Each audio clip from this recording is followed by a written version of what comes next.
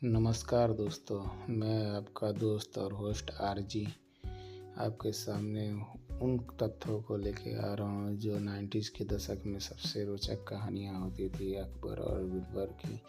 तो बीरबल और अकबर की एक कहानी में से एक कहानी मैं आपको आज सुनाने वाला हूँ। ईश्वर अच्छा ही करता है।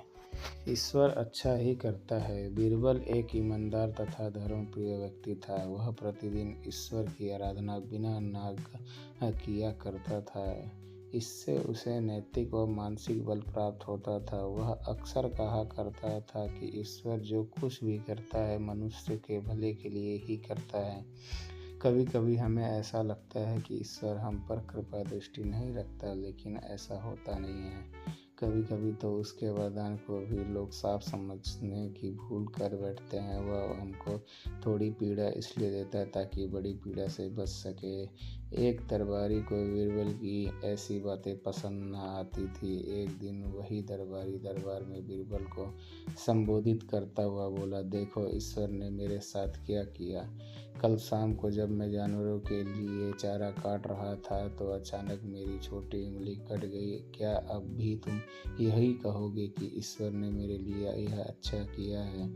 कुछ देर चुप रहने के बाद बोला बीरबल, मेरा अब भी यही विश्वास है, क्योंकि ईश्वर जो कुछ भी करता है मनुष्य के भले के लिए ही करता है। सुनकर यह दरबारी नाराज हो गया कि मेरी तो उंगली कट गई और बीरबल को इसमें भी अच्छाई नजर आ रही है। मेरी पीड़ा तो जैसे कुछ भी नहीं। कुछ अन्य दरबारियों ने भी उसके सुर में सुर मिलाया।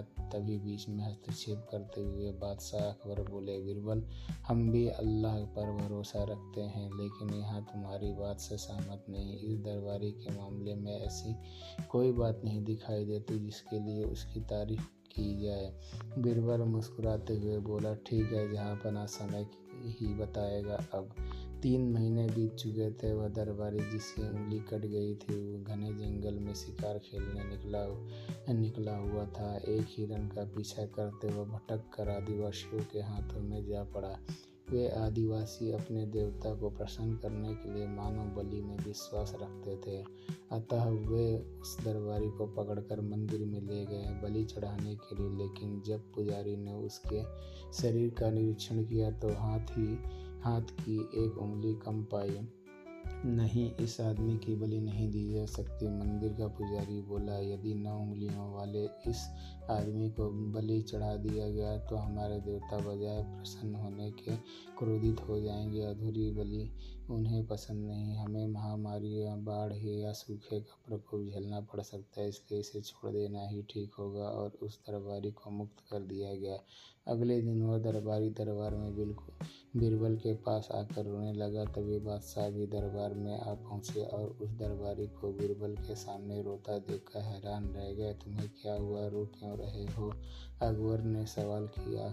जवाब में उस दरबारी ने अपनी बीती विस्तार से कह सुनाई। वह बोला, अब मुझे विश्वास हो गया है कि ईश्वर जो कुछ भी करता मनुष्य के भले के लिए ही करता है। यदि मेरी उंगली ना कटी होती तो निश्चित ही आदिवासी मेरी बलि चढ़ा देते। इसलिए मैं रो रहा हूँ, लेकिन यह आंसू खुशी के हैं। मैं खुश हूँ क्योंकि मैं जिंदा हूँ। बीरबल के ईश्वर पर विश्वास को संदेह की दृष्टि से देखना मेरी भूल थी। अकबर ने मन मन मुस्कुराते हुए दरबारियों की और देखा, सिर झुकाकर चुपचाप खड़े रहे। अकबर को गर्व महसूस हो रहा था कि बीरबल जैसा बुद्धिमान उसके दरबारियों में से एक था। दोस्तों, आप ऐसे ही और रोचक और कहानियाँ सुनना चाहते हैं तो मेरे चैनल को लाइक, शेयर एंड सब्सक्राइब करें। Thank you.